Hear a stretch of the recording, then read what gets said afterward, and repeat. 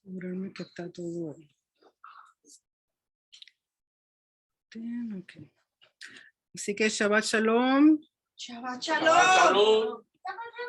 Shabbat Shalom. Buenas noches a todos los que están conectados por internet, los que están aquí presentes. Muchas gracias por estar y acompañarnos en este hermoso Shabbat. Para estar todos aquí a celebrar a nuestro Rey y su palabra que tiene para nosotros en esta noche. Así que ya estamos en la segunda porción del libro de Números. Esta porción se llama Nasó. Nasó, que se puede traducir como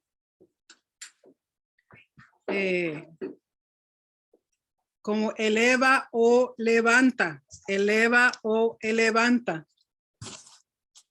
Y se encuentra en el libro de Números capítulo 4, verso 21 al capítulo 7, verso 89. Y esta es una de las porciones más largas porque el capítulo 7 nada más tiene 89 versos. Pero antes de dar comienzo a la lectura, vamos a hacer la bendición de la Torah, que dice así: Baruch atah Adonai Eloheinu melech haolam asher bachar banu ha'amim venatan lanu et torato Baruch atah Adonai noten haTorah. Amén. Bendito eres tú, oh Señor, Dios nuestro, Rey del universo, que nos ha escogido de entre todos los pueblos y nos dio su Torah. Bendito eres tú, oh Señor, dador de la Torah. Amén. Amén. Así que esta noche no tengo PowerPoint, disculpen, no tuve oportunidad, tiempo para hacerla, pero vamos a leer.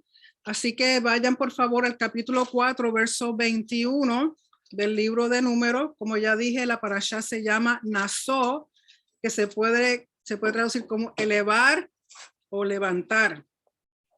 Elevar o levantar. Y esta noche vamos a hablar sobre tres cosas bien importantes que espero que podamos entenderlo. Así que dice así en el verso 21 del capítulo 4. Además habló Hashem a Moisés diciendo: toma también el número de los hijos de Gersón según las casas de sus padres por sus familias. Recuerden que la vez pasada habíamos hablado de Coat, de la familia de Coat, que ellos estaban encargados de llevar los muebles del santuario como tal. Y ahora vamos a seguir con los otros dos y con las funciones que tiene la familia de Gersón y la familia de Merari. Dice así en el verso 23. De edad de 30 años arriba hasta 50 años los contarás. Todos los que entran en compañía para servir, que es el término abodá, en el tabernáculo de reunión. Y recuerden que aunque aquí dice de 30 a 50 años, más adelante David baja la edad y comienzan desde los 25. ¿Sí? Porque para cuando ya va a surgir el templo, hacer el templo van a necesitar más personas, entonces bajaron la edad comenzando en 25. Verso 24, este será el oficio de las familias de Gersón para ministrar y para llevar. Llevarán las cortinas del tabernáculo, el tabernáculo de reunión, su cubierta, la cubierta de pieles de tejones que está encima de él, la cortina de la puerta del tabernáculo de reunión, la cortina del atrio, la cortina de la puerta del atrio, que está cerca del tabernáculo y cerca del altar, alrededor, sus cuerdas y todos los instrumentos de su servicio, todo lo que será hecho para ellos, así servirán. O sea que básicamente viene siendo las cosas externas del santuario, del tabernáculo, que ellos van a llevar todas las cortinas. Según la orden de Aarón y de sus hijos, será todo el ministerio de los hijos de Gersón en todos sus cargos y en todo su servicio, y les encomendaréis en guarda todos sus cargos.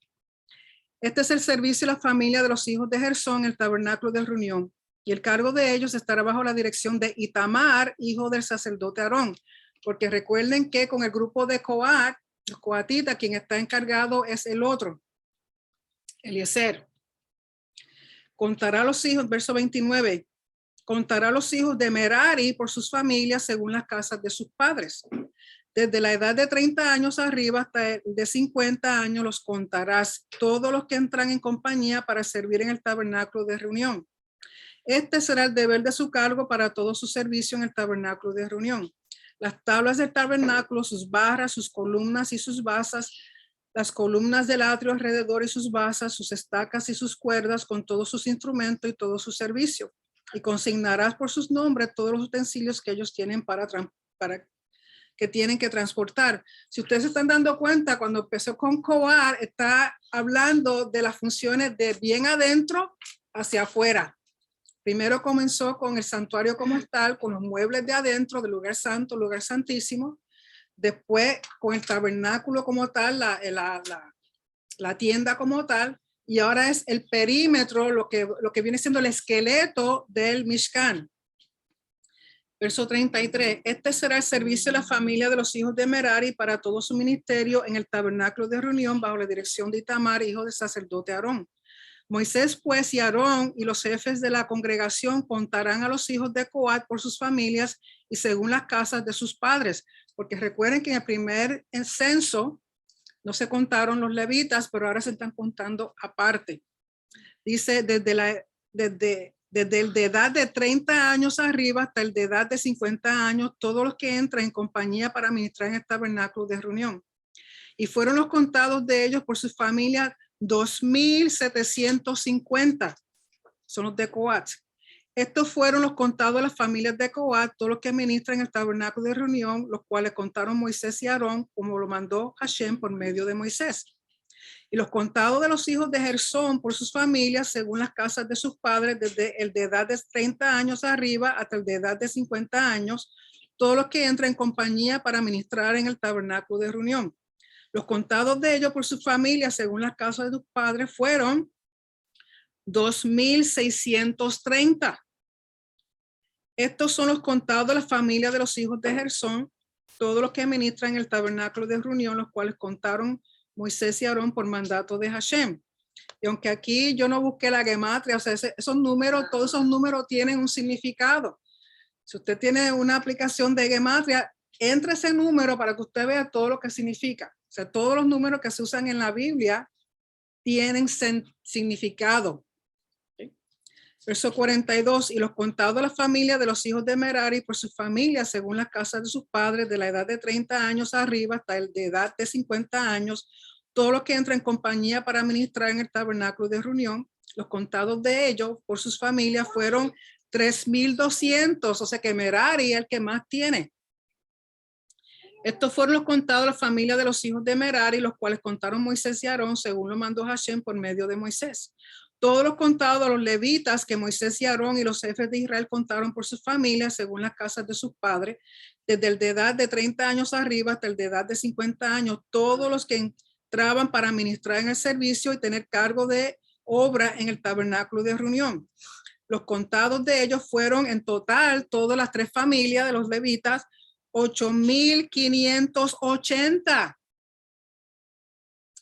Como lo mandó Hashem por medio de Moisés, fueron contados cada uno según su oficio, según su cargo, los cuales contó él como le fue mandado. Recuerden que el término nazó es elevar, y el censo, lo que traducen como censo, realmente es elevar la cabeza de. O sea, a propósito de todo esto, y va a ver que hay mucha repetición de ciertas cosas, porque Hashem considera a cada individuo, a cada persona que está haciendo una función, está viendo el individuo, la importancia que cada persona tiene, su rol, su función y su propósito con respecto al servicio que se va a hacer en el tabernáculo. Y recuerden que los levitas están para ayudar a los sacerdotes. Capítulo 5. Hashem habló a Moisés diciendo: manda a los hijos de Israel que echen del campamento a todo leproso, a todos los que padecen flujo de semen y a todo contaminado con muerto. Y aunque aquí no lo clarifica, pero te da a entender que el campamento estaba dividido en tres zonas. Está la zona del tabernáculo como tal, que ese es el campamento de la Shejinah, el campamento de la presencia de Hashem. Luego está el campamento de los levitas. Y luego, por último, está el campamento de todas las demás tribus. En el centro está el tabernáculo, alrededor del tabernáculo están los levitas y alrededor de los levitas están todas las demás tribus. Cuando dice que echen del campamento al leproso, el leproso es el que realmente tiene que estar completamente fuera del campamento. O sea, el leproso no puede ni entrar mientras está con lepra, donde están los israelitas, donde están los levitas y mucho menos donde está el santuario. ¿Okay? O sea, que te está hablando ahora de la zona más externa. El leproso tenía que salir de todos los campamentos, las 3 zonas. Después te dice que padece flujo de semen, no podía entrar donde estaba el santuario, donde estaban los levitas, pero sí podía mantenerse con los israelitas. O sea, podía mantenerse donde están los israelitas, pero no podía pasar a los levitas ni pasar a donde estaba el santuario. Y por último dice, y todo contaminado con muerte, ahí no podía entrar nadie al tabernáculo. Si alguien se había contaminado con muerte, cuando digo con muerte, una persona que estaba muerta y tuvieron exposición a ese cadáver, una persona contaminada con muerte en ningún momento podía acercarse al tabernáculo, pero podía mantenerse dentro de la zona de los levitas y dentro de la zona de los israelitas. Porque las impurezas, así como la santidad tiene sus grados, la impureza también va de impureza a más impureza a mayor impureza, que viene siendo el contacto con muertos. La persona que tenía contacto con muerte en ningún momento podía entrar en el campamento de la Shejinah, de la presencia de Hashem, que es donde está el tabernáculo. Pero si tiene una impureza por flujo, puede entrar, mantenerse, por ejemplo, si los levitas están funcionando y están de noche tienen una emisión de semen, puede quedarse en campamento, lo único que tenía dentro de los levitas, pero tenía que salir a hacerse la mikvah, esperar y después volver a entrar. O sea, que dependiendo del grado de impureza, es que esto lo que está clasificando en 3 zonas. En 3 zonas, todo el campamento de donde están todos. ¿Okay? Y dice, siguiendo aquí. Verso 3, así a los hombres como las mujeres echaréis fuera del campamento, los echaréis para que no contaminen el campamento de aquellos entre los cuales yo habito. O sea, el propósito principal es no contaminar el tabernáculo como está, la presencia, o sea, el campamento de la Shejinah, donde Hashem está morando en medio de su pueblo. Verso 4, y lo hicieron así los hijos de Israel y los echaron fuera del campamento, como Hashem dijo a Moisés, así lo hicieron los hijos de Israel. Es interesante, quiero que vayan un momentito al libro de Revelación 21, capítulo 21, verso 26 y 27. Porque aquí nos está hablando de las zonas en la cual impureza ritual estaba prohibida. Mientras más fuerte la impureza ritual, que es la de muerte, está la impureza ritual por ejemplo, por algún flujo, está la impureza ritual por ser leproso. En libro de Revelación, capítulo 21, verso 26 al 27 dice, y llevarán la gloria y la honra de las naciones a ella. Está hablando de la santa ciudad. En el libro de Revelación, si lo lee un poquito más adelante, en el verso 22 dice, capítulo 21 de Revelación, el verso 22 dice, y no vi en ella tan templo. Se está hablando de la ciudad santa, Jerusalén. Dice, no vi en ella templo porque el Señor Elohim Todopoderoso es el templo de ella y el Cordero. O sea, ¿por qué no hay templo? Porque para cuando esto ocurra, entonces ya todo Jerusalén, todo el monte, tiene la santidad de la presencia de Hashem. Porque mientras está el templo, la presencia y la santidad de Hashem se mantiene dentro del templo. Pero una vez venga la era mesiánica, baje del cielo la santa ciudad, entonces ya todo va a ser santificado de nuevo como era al principio cuando Hashem creó el Edén. Cuando Hashem creó por primera vez el Edén y toda la tierra completa era santa. ¿Okay? Y dice en el verso 26, no entrará en ella ninguna cosa inmunda. Si no entienden la terminología de impureza, conforme al templo, no van a entender lo que dice aquí en Revelación. No entrará en ella ninguna cosa inmunda, o impura y que hace abominación y mentira. En otras palabras, aquí te está diciendo que nadie con impureza ritual y nadie con impureza moral va a poder entrar cuando esa santa ciudad baje, porque se va a santificar todo lo que es Jerusalén, todo lo que es el monte, todo donde están habitando el rey Mashiach y las personas que vamos a estar allí. ¿Ok?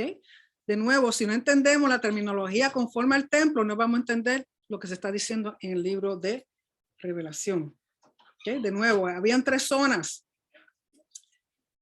Mientras estaba el tabernáculo en el desierto, está el campamento de la Shejina, que es el santuario como tal, campamento de los levitas y alrededor los israelitas. Cuando estaba el templo, la Shejina, el campamento de la Shejina era desde la puerta Nicanor hacia adentro, donde está el templo. Eso consistía en lo que viene siendo el Mishkan en el desierto. De la puerta Nicanor para afuera, lo que compone el Monte Santo, que desde la puerta Nicanor para afuera, yendo hacia la puerta de las mujeres, yendo fuera de la muralla, todo el monte corresponde al campamento de los levitas. ¿Okay? Desde la orilla del Monte Santo hasta toda la ciudad de Jerusalén viene siendo el campamento de los israelitas. ¿Entendieron eso? ¿Por qué? Porque Hashem no cambia. Lo que él planifica o propone de un principio sigue siendo siempre. Entonces, esto que estamos leyendo aquí en el desierto, hay que hacer de igual manera cuando esté el templo en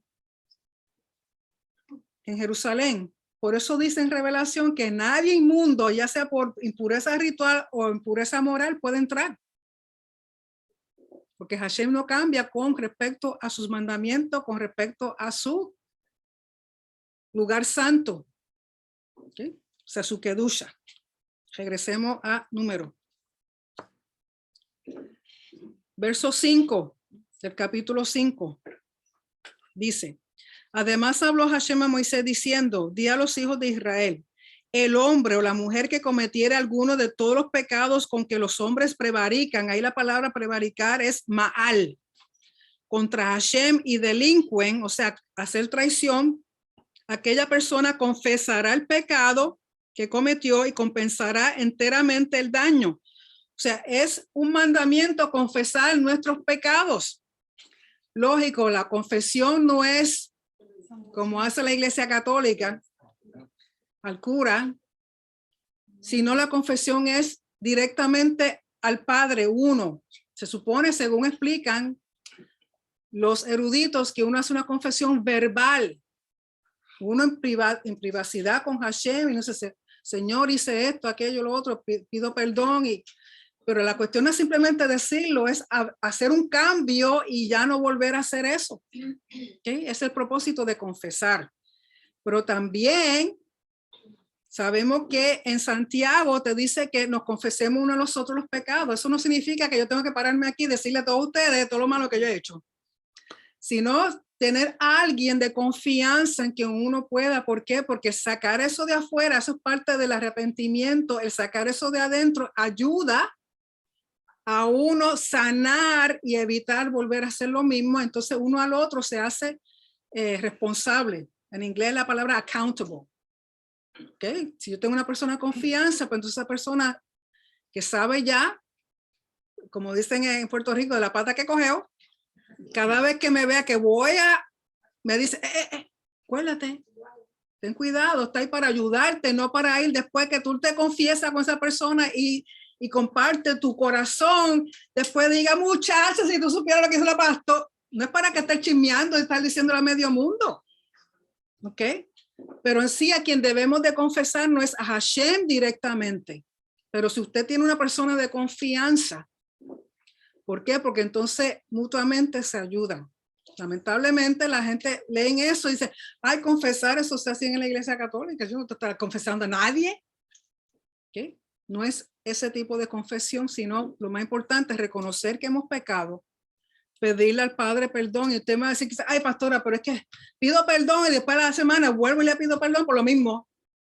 Sigue pidiendo perdón hasta que en un momento haya un cambio. O sea, no piense que porque es lo mismo y quizás estás pensando, ay, le prometí al Señor la semana pasada y mira, ya otra vez. No importa. Si el Señor no nos echa a un lado, no matter what, no importa las veces que caigamos, Él siempre nos levanta y espera que vayamos a donde Él en confianza para declararle nuestro pecado, por más grande o más pequeño que sea. ¿Okay? Porque el mismo David, vaya un momentito al Salmo 32. Salmo 32, verso 5. Y recuerden que la cuestión de confesar, lo más importante es teshuva. Teshuva es un arrepentimiento y no volver a hacer lo mismo. Salmo capítulo 32, verso 5. Se me perdió la página. Dice, mi pecado te declaré y no encubrí mi iniquidad. Dije, confesaré mis transgresiones a Hashem y tú perdonaste la maldad de mi pecado, Sela. O sea, que no importa las veces, siempre debiéramos ir al Padre. Pero lo que hay que ir detrás de eso es tratar lo más posible, lo más humanamente posible, no volverlo a cometer. Es más, vaya Primera de Juan. Primera de Juan.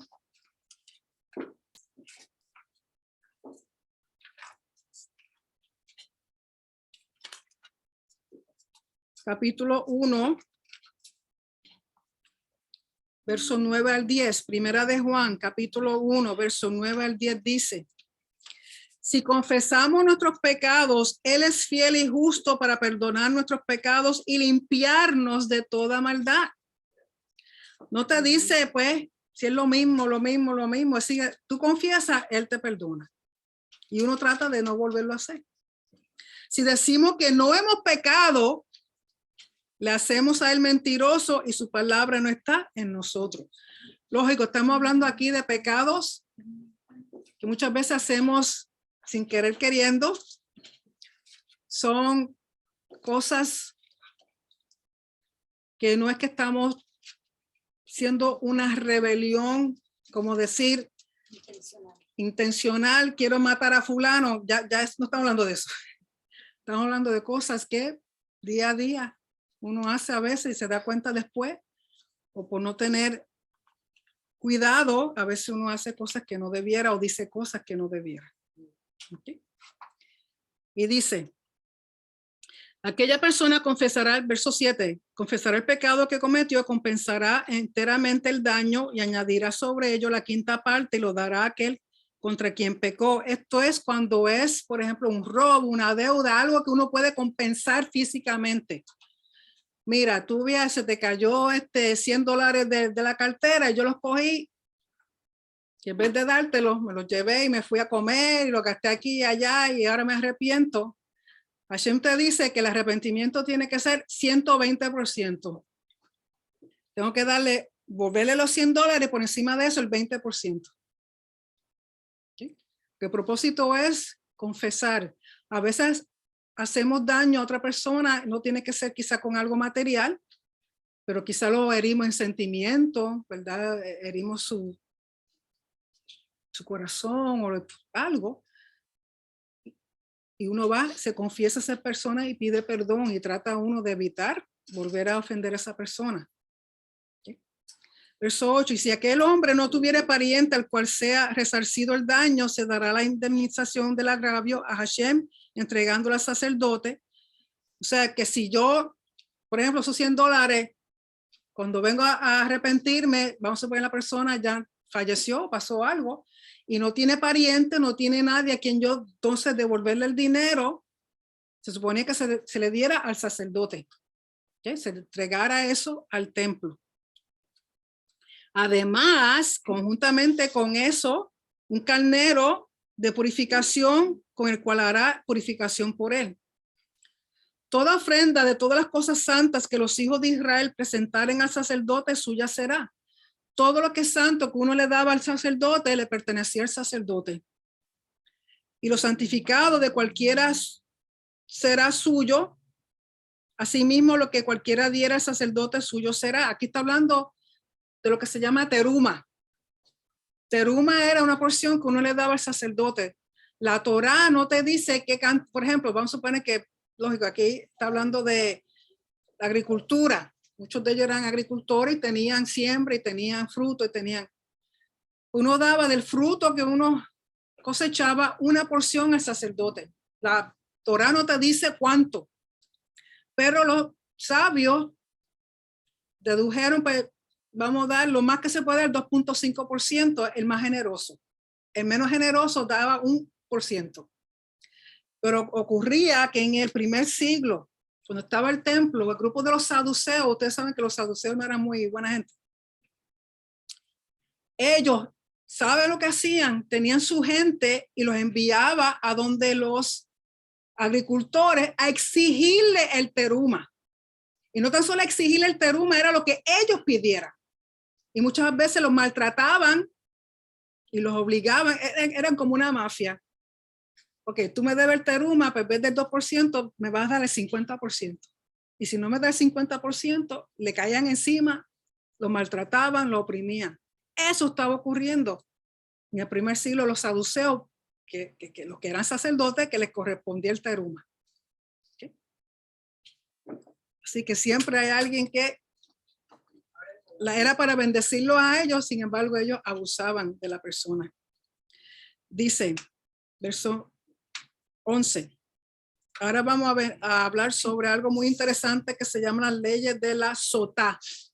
Sotá lo que significa es una que se descarrila, una mujer que se descarrila. Dice, también Hashem habló a Moisés diciendo, habla a los hijos de Israel y diles, si la mujer de alguno se descarriare y le fuera infiel y alguno cohabitare con ella y su marido no lo hubiese visto por haberse ella mancillado ocultamente, ni hubiera testigo contra ella, ni ella hubiera sido sorprendida en el acto, si viniere sobre el espíritu de celos y tuviere celos de su mujer, habiéndose ella mancillado, o viniere sobre el espíritu de celos y tuviere celos de su mujer, no habiéndose ella mancillado. O sea, esta es la situación. Conforme a la Mishnah, no simplemente cualquier hombre podía venir a un sacerdote, mira, yo creo que esta me está siendo infiel, simplemente porque lo sospechaba. Habían unos criterios. Conforme a la Mishnah decía que un hombre, vamos a suponer que ve que su esposa es muy amistosa con alguien, él tenía que enfrentarla y decirle, mira, mamita, yo creo que esta amistad con fulano de tal como que se está yendo un poquito fuera de sitio. Te advierto que no vayas a caer en adulterio. Y eso tenía que decírselo con testigos a ella. ¿Okay? Después que él le decía eso y había unos testigos, ella decide que me gusta que es más que este. Y seguía y se la ven entrar a un lugar con él, no ven nada más, pero rara la vez amistad entre hombre y mujer existen que no haya otro problema, la otra situación. Pues entonces ella desobedece, no escuchó la advertencia, sigue con el amiguito. Entonces ya ahora sí él tiene razón de sospecha de que ella le ha sido infiel, entonces ahora sí puede ir a donde el sacerdote. ¿Okay? No era simplemente, yo creo que esta me está haciendo, no. Tiene que haber testigo de que él la advirtió a ella y ella no le hizo caso, entonces viene sinceramente la sospecha. O también puede ser que entró, da la causalidad que entra a un sitio y está otro amigo, pero no pasa nada. Simplemente se vieron y cada cual siguió por su camino. Entonces, ¿qué sucedía? Si él le venía este espíritu de celo, en otras palabras, se sentía celoso, decía en el verso 15, entonces el marido traerá a su mujer al sacerdote y con ella traerá su ofrenda, la 10ª parte de un efa de harina de cebada, Y esta harina de cebada, la cebada era la harina que usaba el pobre. Y cuando la cebada no la hacían finita, o sea, se quedaba gruesa la harina, usualmente eso era lo que le daban a los animales.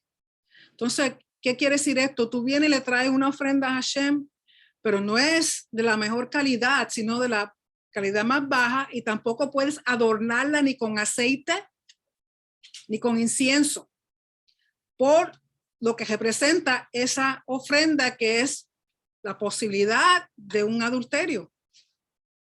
Dice, un efa de harina de cebada, no echará sobre ella aceite ni pondrá sobre ella incienso, porque es ofrenda de celos, ofrenda recordativa que trae la memoria del pecado.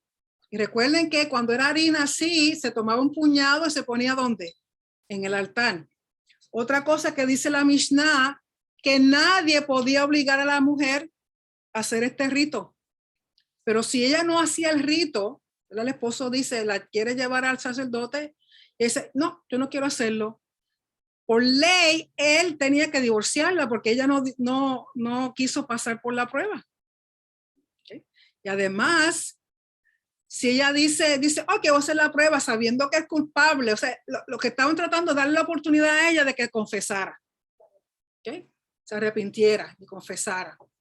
Si ella dice, no, yo no hice nada, pues vamos a hacer la rito. Y eso que está bien, pero ya era culpable. Recuerden que esta ofrenda va en el altar. ¿Ok? Eso es lo que tú das, una ofrenda por pecado, así como adulterio, que te pongan esa ofrenda que te representa a ti en el altar, y tú dices, no, yo no hice nada, pero sí lo hiciste.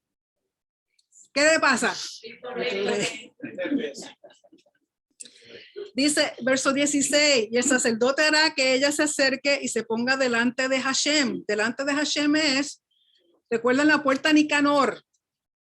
Puerta Nicanor, una vez cruza la puerta Nicanor, vas a entrar en lo que se llama el Azará, que ya es el lugar más santo dentro del templo, porque ahí está el altar y está el santuario como tal.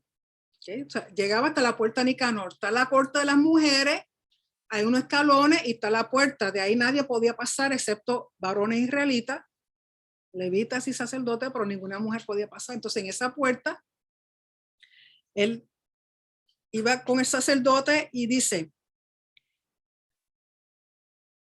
luego tomará el sacerdote del agua santa en un vaso de barro. ¿Cuál es el agua santa? No el agua bendita esa que uno encuentra cuando entra a la iglesia católica, sino era el agua del kior, del lavacro, o sea, donde sacaban agua para que los sacerdotes lavaran sus pies y sus manos. Y tomará el sacerdote del agua en un vaso de barro, tomará también el sacerdote del polvo que hubiera en el suelo del tabernáculo y lo echará en el agua. Recuerden que el tabernáculo estaba en un desierto, no había piso, no había. Entonces, de esa misma arena, del lugar de donde está el Mishkan, que es recuerden que es el campamento de la Shejinah, que es el lugar más santo dentro del campamento, tenía que tomar esa arena. Cuando estaba el templo, había en esa área una baldosa que podían remover y de ahí sacaban arena o polvo. ¿Okay? Para situaciones así. Entonces dice, tomará también sacerdote del polvo que hubiera en el suelo del tabernáculo y lo echará en el agua. Y hará el sacerdote estar en pie a la mujer delante de Hashem y descubrirá la cabeza de la mujer. Esto era una humillación, porque recuerden que una mujer casada para este tiempo cubría su cabello como una señal de que estaba casada. Quitarle su pañuelo, descubrirle su cabeza era una vergüenza. Y pondrá sobre sus manos la ofrenda recordativa, que es la ofrenda de celos, y el sacerdote tendrá en la mano las aguas amargas que acarrean maldición. O sea, él le pone a ella la ofrenda de harina en sus manos, porque esto la representa a ella, le quitas, le deja su pelo suelto, humillación, y el sacerdote le conjurará y le dirá, se le está haciendo un juramento, si ninguno ha dormido contigo, y si no te has apartado de tu marido a inmundicia, libre sea de estas aguas amargas que traen maldición.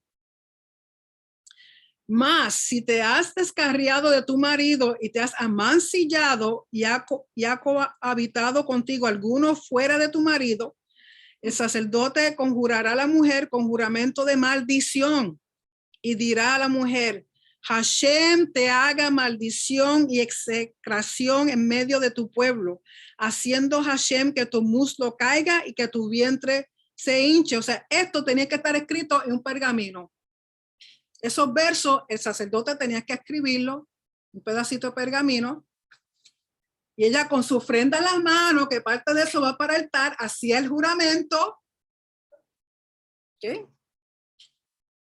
Y dice, si lo hiciste, te viene maldición. Si no lo hiciste, no te va a pasar nada.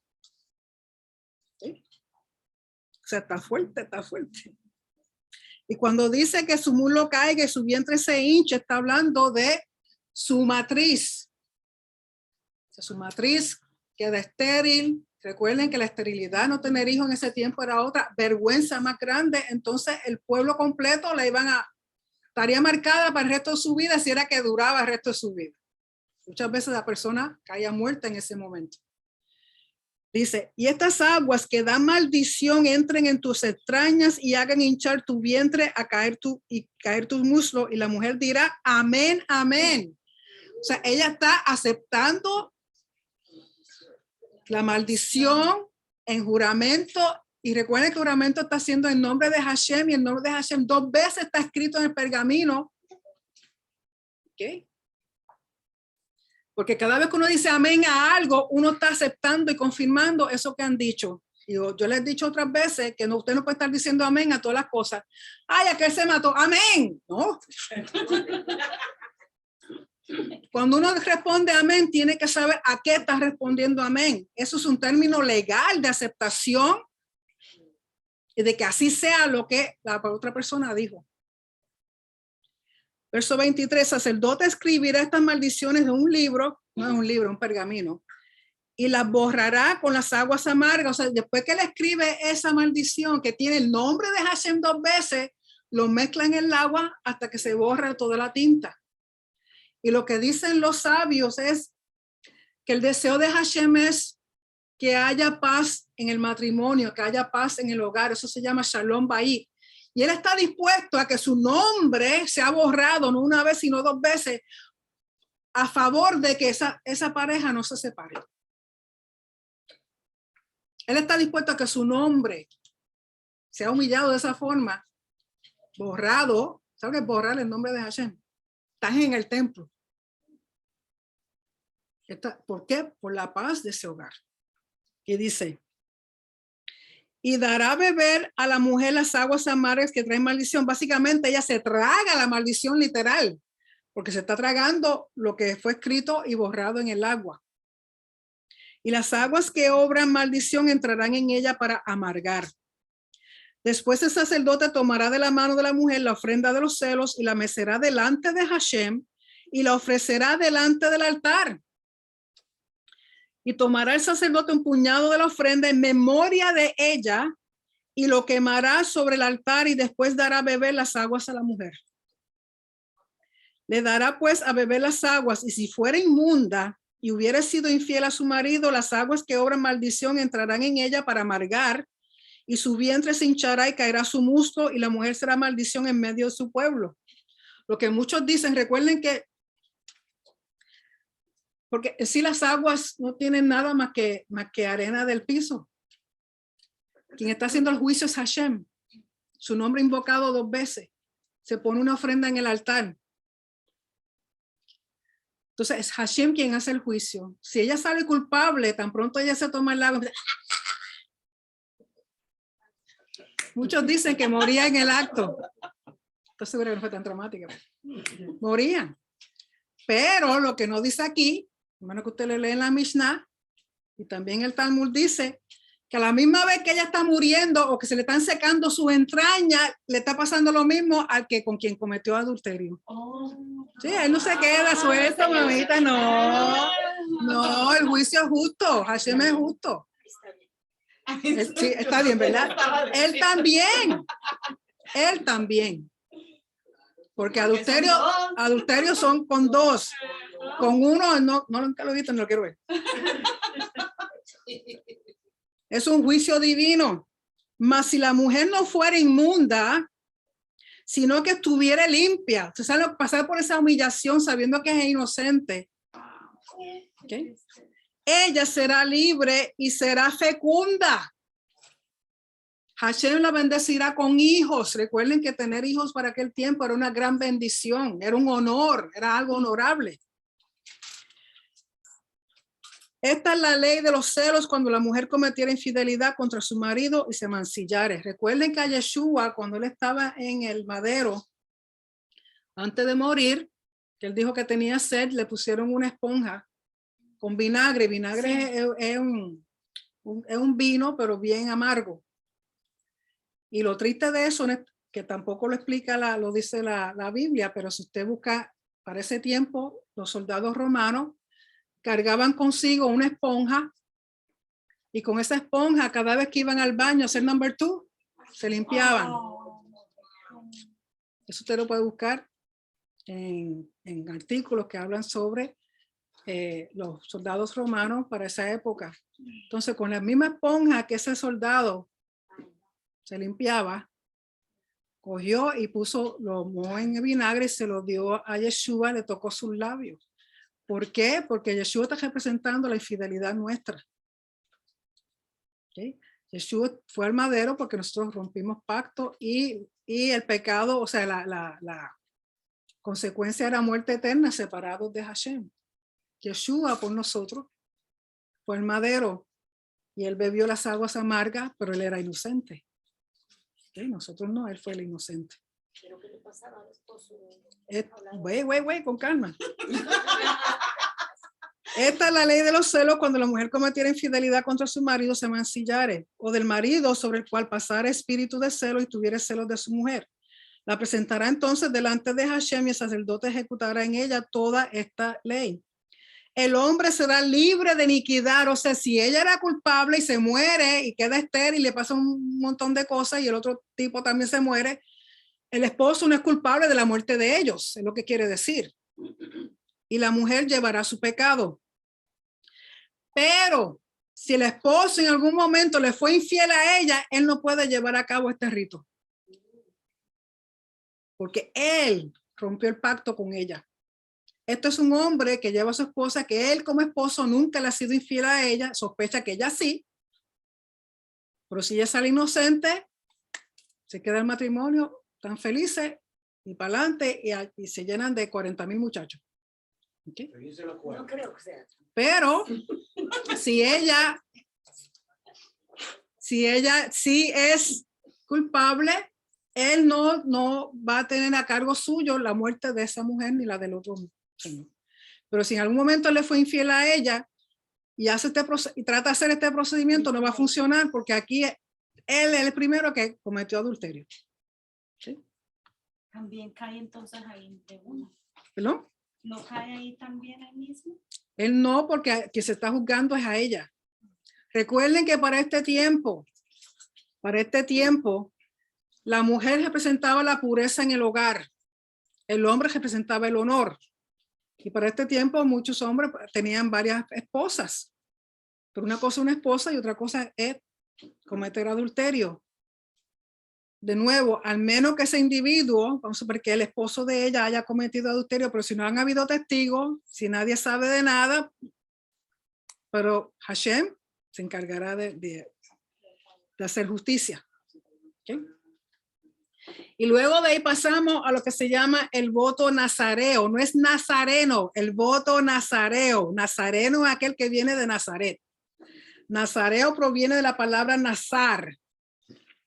Nazareo es nazir. Un nazir es un nazareo que se cree proviene de la palabra nazar, que significa separar. Y sabemos que habían 3 nazareos famosos. Tenemos a Sansón, tenemos a Samuel y tenemos a Juan, el inmersor o el bautista. ¿Por qué? Porque ellos desde el vientre Hashem lo escogió para que fueran nazareos. No nazareno, nazareo.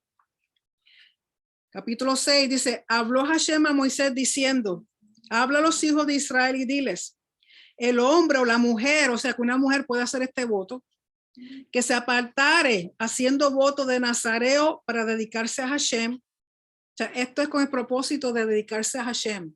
Y si usted leyó esta porción, hay muchas cosas similares con el sumo sacerdote. Recuerden que el sumo sacerdote es el individuo de más santidad dentro de la nación. Pero este individuo quiere dedicarse a Hashem, así como ya que la persona no es sacerdote, tiene el privilegio de tener una santidad como si fuera sacerdote, haciendo este voto. Dice, se abstendrá de vino y de sidra, no beberá vinagre de vino, ni vinagre de sidra, ni beberá ningún licor de uvas, ni tampoco comerá uvas frescas ni secas. Todo el tiempo de su nazareato, de todo lo que se hace de la vid, desde los granillos hasta el ollejo, no comerá. Todo el tiempo del voto de su nazareato no pasará navaja sobre su cabeza. Hasta que sean cumplidos los días de su apartamiento, a Hashem será santo. Dejará crecer su cabello. O sea, el cabello es la señal de su santidad sobre su cabeza. Así como el sumo sacerdote lo ungían, este individuo no es ungido, pero su cabellera representa esa corona, esa unción. ¿Okay? No puede tomar nada que sea hecho de la uva, ni comer nada que sea de la uva, ni pasas, ni nada, ni la semilla, es más, ni hoy día es muy famoso aceite de uva, tampoco, nada que fuera hecho de uva. Y todo el tiempo que se aparte para Hashem no se acercará a persona muerta, no puede contaminarse con un cadáver. Así como el sumo sacerdote dice, ni aun por su padre, ni por su madre, ni por su hermano, ni por su hermana, podrá contaminarse cuando mueran. Porque la consagración de su Dios tiene sobre su cabeza, que es el cabello. O sea que si una persona hace un voto de nazareo, el mínimo tiempo que podía estar eran 30 días. Y tenía que dejar su cabellera crecer. Recuerden que para el tiempo de la época de Pablo, del primer siglo, el hombre con cabellera larga se asociaba con homosexualidad. Por lo tanto, una persona que estaba haciendo el voto nazareo tenía que mantener su cabello, aunque largo, de una forma que se distinguiera de aquel que era homosexual. ¿Okay? Por lo tanto, dejaba su cabello dependiendo por el tiempo que hiciera el voto. Porque el verso 8 dice, todo el tiempo de su nazareato será santo para Hashem. En la Mishnah dice lo siguiente, para hacer un voto de nazareo hay que hacer una declaración oral de que se va a hacer el voto delante de testigos y decir por cuánto tiempo. Vamos a suponer, señor, no estoy haciendo un voto, pero un ejemplo, que quiero hacer el voto nazareo por un año. Tengo que decirlo delante de testigos. Y el tiempo es un año. Pero la Mishnah dice que un mínimo de 30 días. Si la persona no dice cuánto tiempo, se supone que son entonces 30 días mínimo. La persona puede hacer una declaración simplemente con decir lo siguiente, me abstengo de recortar mi cabello. Persona que dijera me abstengo de recortarme, se entendía que estaba diciendo, declarando un voto nazareo. Me abstengo de comer uvas. Seré como Sansón. O sea, en términos de nazareato. O si le sirven una copa de vino, dice no, nazareo. O sea que simplemente con decir esos son ejemplos, se consideraba que la persona estaba haciendo el voto nazareo. Pero solamente los hombres. No, aquí dice mujer u hombre puede hacer el voto.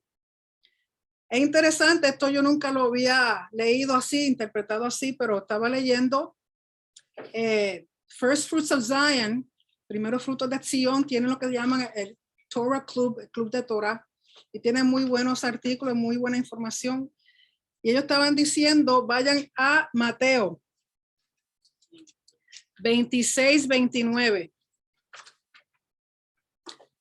Mateos 26-29.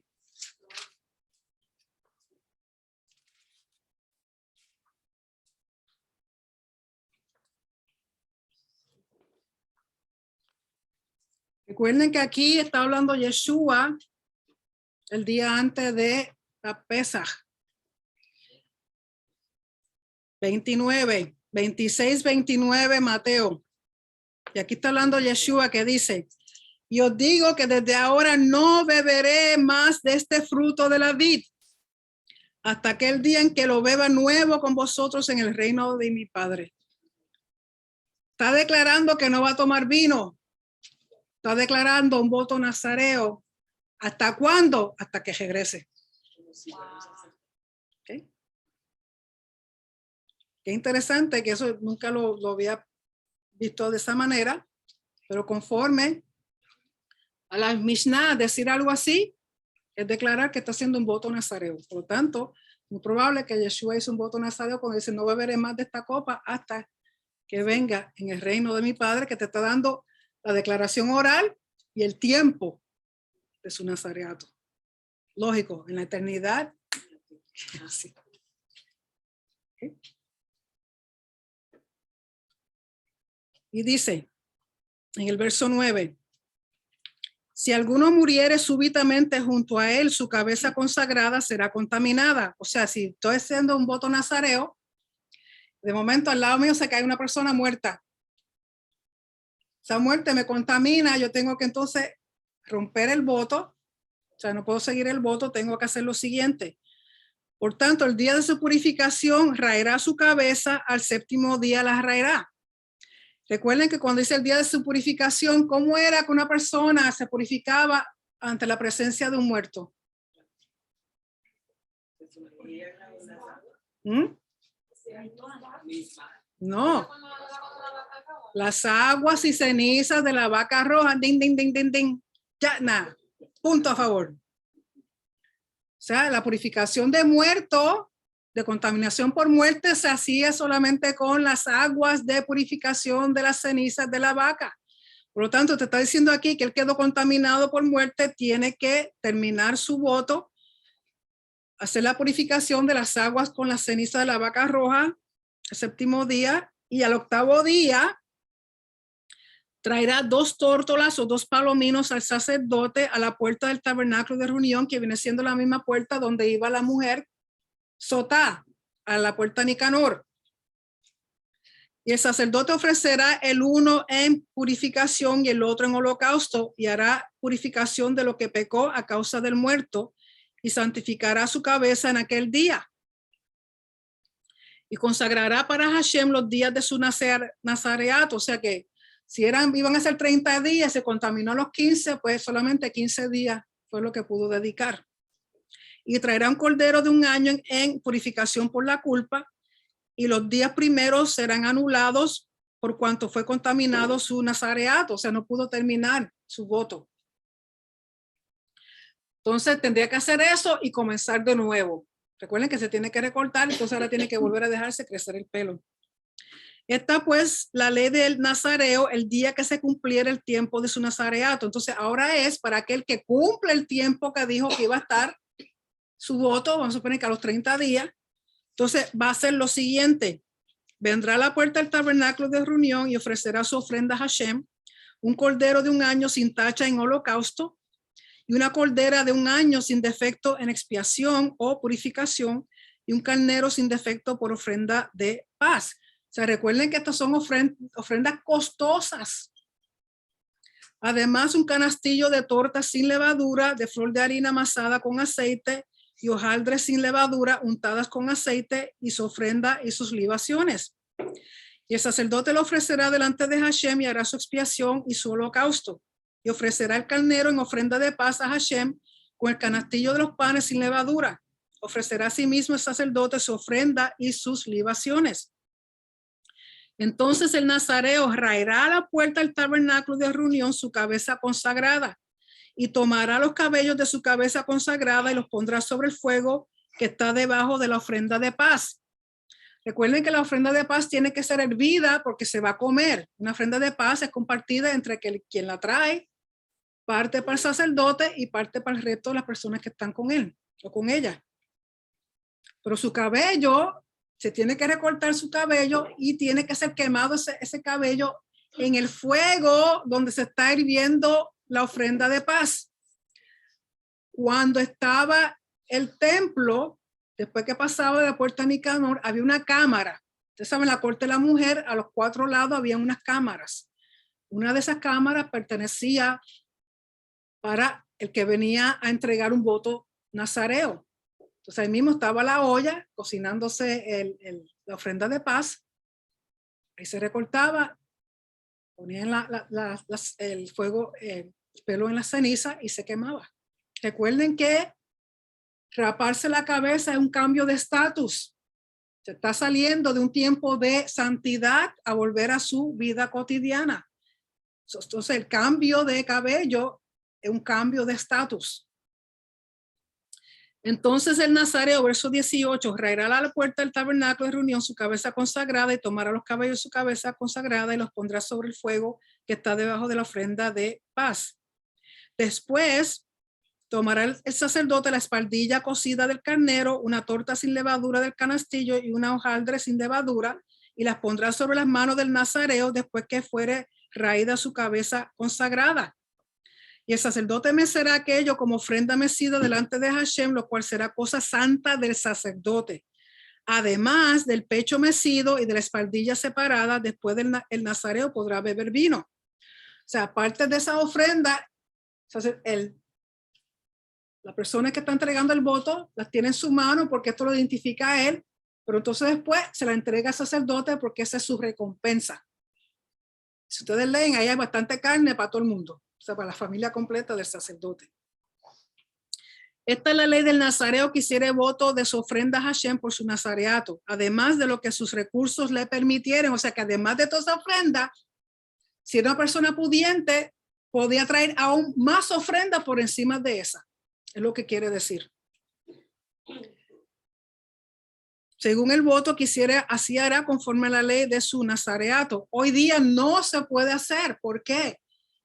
Porque al concluir el voto hay una ofrenda que hay que traerse. Eso es parte del mandamiento. ¿Y a dónde los va a llevar? No hay templo.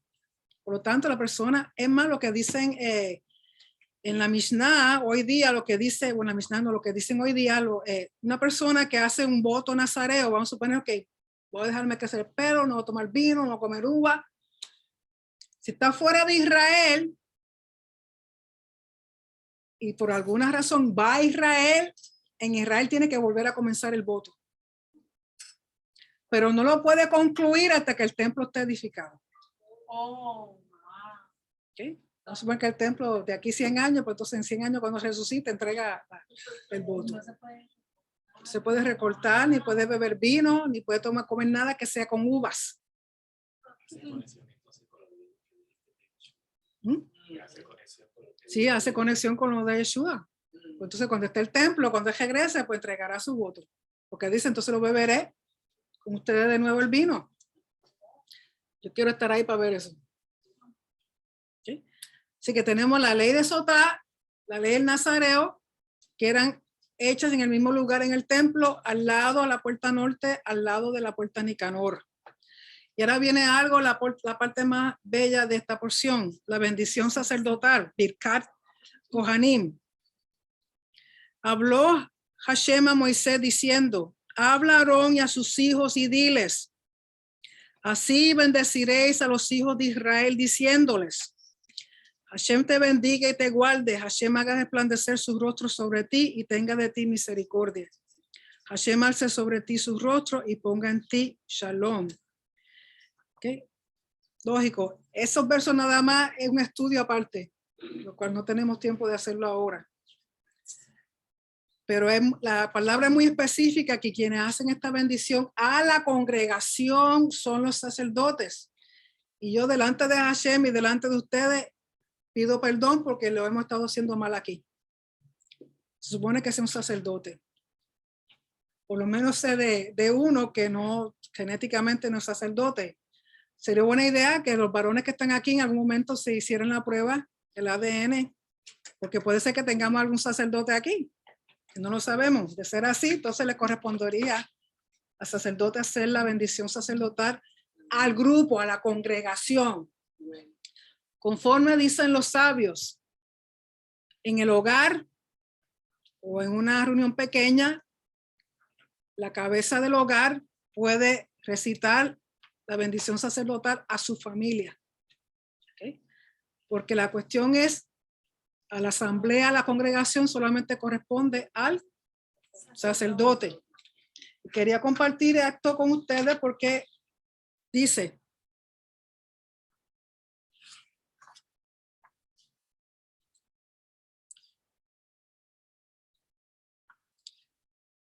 que cuando los sacerdotes pronuncian la bendición sobre los hijos de Israel, es Hashem mismo el que entra y hace la bendición. Cuando estaba el templo, los sacerdotes separaban las escalinatas que daban entrada al lugar santo.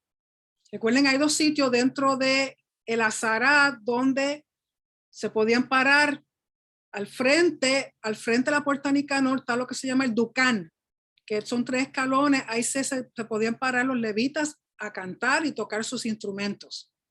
Los sacerdotes se paraban en las escalinatas que dan a la entrada del lugar santo, o sea, donde está la cortina grande, allí al frente ellos se paraban, y cuando terminaba, ellos hacían la bendición sacerdotal 2 veces al día, al terminar la ofrenda tamid de por la mañana y al terminar la ofrenda tamid por la tarde. Recuerden que 2 veces al día se ofrendaba un holocausto de un cordero. Cuando eso terminaba, entonces los sacerdotes se paraban esos 2 escalones, levantaban sus manos y hacían la señal. Esto es una shin y una shin, y recuerden que la shin representa el nombre de Hashem. Y lo que eran sacerdotes ordinarios, comunes, levantaban sus manos y bendecían al pueblo. El sacerdote, sumo sacerdote, no podía levantar sus manos por encima de su cabeza porque tenía el nombre de Hashem frente a su frente, por lo tanto mantenía las manos bajas. Y es la única vez en que los sacerdotes podían darle la espalda al lugar santísimo. Vamos a suponer que aquí está la cortina, estoy en los escalones que van a dar entrada al lugar santísimo, es la única, y más adentro está el arca. Es la única vez que ellos podían dar la espalda. ¿Por qué? Porque se entiende que según ellos declaraban, quien realmente estaba dando la bendición era Hashem desde el lugar santo, santísimo. ¿Okay? Eran los intermediarios. Es más, es la costumbre de cuando el sacerdote hace la bendición, se cubre. Se supone que también las personas se cubran y no miren al sacerdote. ¿Por qué? Porque aunque no lo vemos en este ámbito físico, la energía y la bendición que proviene de Hashem a través del sacerdote para el pueblo es tanto que no se debiera mirar al sacerdote. Entonces uno se cubre para evitar un choque eléctrico de parte de Hashem. ¿Okay? Entonces dicen, como dije, durante el tiempo del templo se hacía 2 veces al día, por la mañana y por la tarde, con la ofrenda tamid. En las sinagogas, cuando la persona estaba en las sinagogas, recuerden que en las sinagogas, si la sinagoga está en Brandon y los sacerdotes están en el templo, yo no tengo, es muy lejos para yo ir al templo, según estaban haciendo los servicios, las ofrendas en el templo, en la sinagoga estaban haciendo las oraciones que acompañaban a esas ofrendas. Entonces, cuando terminaban las oraciones, que en este caso el Amidá, hicieron la costumbre que entonces en la sinagoga, al terminar la Amidá, llamaba a un Cohen para que bendijera a la asamblea. ¿Okay? A la misma vez que está sucediendo en el templo, está ocurriendo en la sinagoga. Entonces decidieron hacerlo después de terminar el Amidá. El Talmud le llama a esta oración, en vez de Birkat Kohanim, sino el levantamiento de las manos. Levantamiento de las manos, ¿por qué? Porque ellos levantan sus manos a bendecir el pueblo. Otra cosa, como dije, la Shin, hacen la Shin con sus manos. Para aquellos que son Trekkies, Star Trek, ustedes saben que Spock hacía esto, decía, tenga vida larga y prosperes.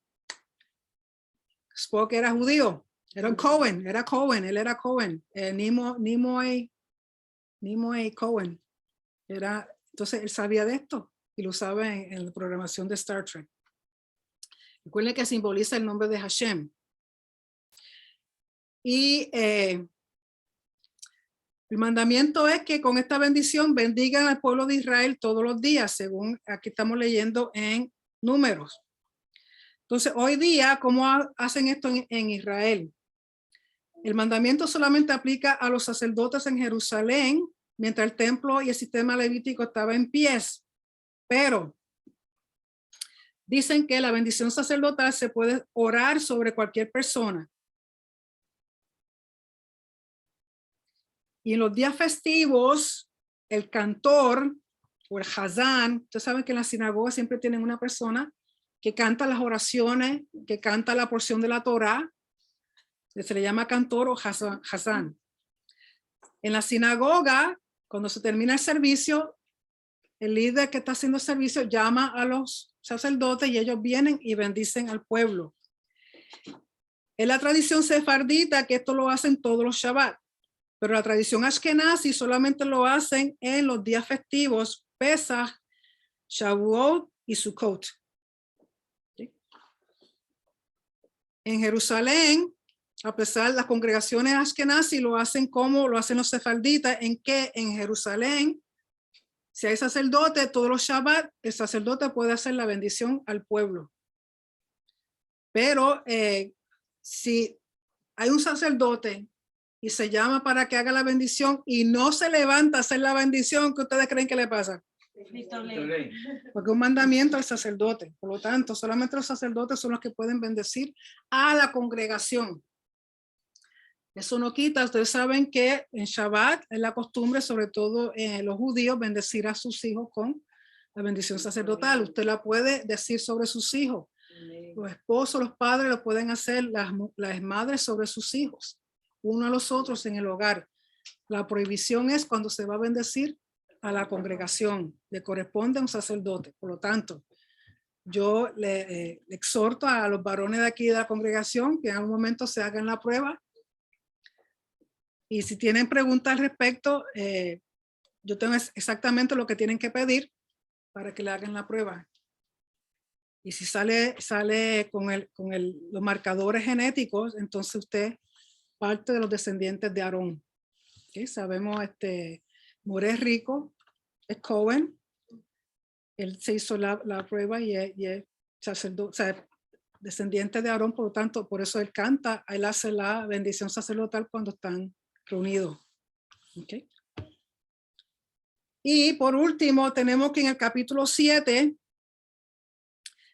recuerden que la Biblia no siempre está escrita cronológicamente, porque esto, capítulo 7, corresponde al primer día del segundo mes, cuando el tabernáculo ha sido completamente erigido. Entonces lo que están es dedicando el altar. ¿Okay? Entonces, ¿qué sucede cuando se está dedicando el altar? Recuerden que dedicar el altar es Hanukkah. Lo que están haciendo aquí es un Hanukkah, porque Hanukkah lo que significa dedicación. Por lo tanto, esta porción del capítulo 7 se lee usualmente durante la festividad de Hanukkah, porque es una dedicación del altar, del primer altar. Dice, capítulo 7, aconteció que cuando Moisés hubo acabado de levantar el tabernáculo, que de nuevo es el primer día del segundo mes, y eso se encuentra en número 1:1, te dice. Número 1:1. Le dice, habló Hashem a Moisés en el desierto de Sinaí, en el tabernáculo de reunión, en el día primero del mes segundo, en el segundo año de la salida de la tierra de Egipto. Entonces, todo lo demás vuelve de nuevo y cae a ese tiempo, el capítulo 7. Cuando hubo acabado de levantar el tabernáculo y luego ungido y santificado con todo su utensilio y asimismo ungido y santificado el altar y todo su utensilio, entonces los príncipes de Israel, los Nasim, los jefes de las casas de sus padres, los cuales eran los príncipes de las tribus que estaban sobre los contados, ofrecieron y trajeron su ofrenda delante de Hashem, 6 carros cubiertos o decorados y 12 bueyes, por cada 2 príncipes un carro y cada uno un buey, y los ofrecieron delante del tabernáculo. Hashem habló a Moisés diciendo, tómalos de ellos y serán para el servicio del tabernáculo de reunión, y los darás a los levitas, a cada uno conforme a su ministerio. O sea, los carros que traen los príncipes, los líderes de las tribus, se van a usar para ayudar a los levitas que tienen que cargar todo el tabernáculo. Entonces Moisés recibió los carros y los bueyes y los dio a los levitas. 2 carros y 4 bueyes dio a los hijos de Gersón, conforme a su ministerio, y a los hijos de Merari dio 4 carros y 8 bueyes, conforme a su ministerio, bajo la mano de Itamar, hijo del sacerdote Aarón. Recuerde que Gersón es el que lleva todas las cortinas de la tienda, y Merari lleva el esqueleto, o sea, toda la madera, todos los postes, son cosas pesadas, pues entonces ellos van a usar estos carros para cargar esas cosas. Pero a los hijos de Coat no les dio, porque llevaban sobre sí en los hombros el servicio del santuario. Es interesante que aunque aquí dice que es Coat quien realmente tenía que llevar los muebles del Mishkan, del santuario como tal, eran los sacerdotes. Y se los voy a comprobar. Vayan por favor.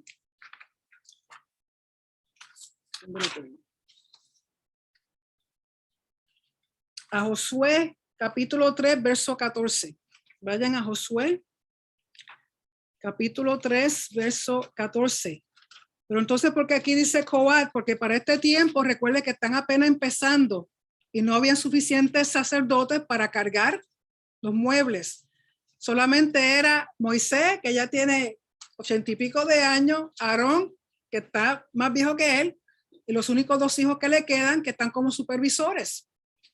Moisés es el líder, Aarón es sumo sacerdote, y tienen los 2 hijos que son supervisores. Son más que 3 sacerdotes, entonces tampoco lo van a poner a que muevan los muebles. Entonces, para este tiempo, Coat estaba encargado de eso. Y recuerden que de Coat fueron los que se van a quejar, que quieren hacer pues entonces, ¿qué ustedes creen que pasó? Hashem le dijo, ¿tú qué? Pues mira, ni una cosa ni la otra. Josué capítulo 3, verso 14. Josué capítulo 3, verso 14 dice: y aconteció cuando partió el pueblo de sus tiendas para pasar el Jordán, con los sacerdotes delante del pueblo llevando el arca del pacto. Que corresponde a los sacerdotes llevar los muebles. Otro testigo. Vayan a 2 de Samuel, capítulo 15, verso 25. 2 de Samuel, capítulo 15, verso 25. 2 de Samuel, capítulo 15, verso 25 dice, aquí está hablando David, pero dijo el rey a Tzadok. ¿Quién es Tzadok?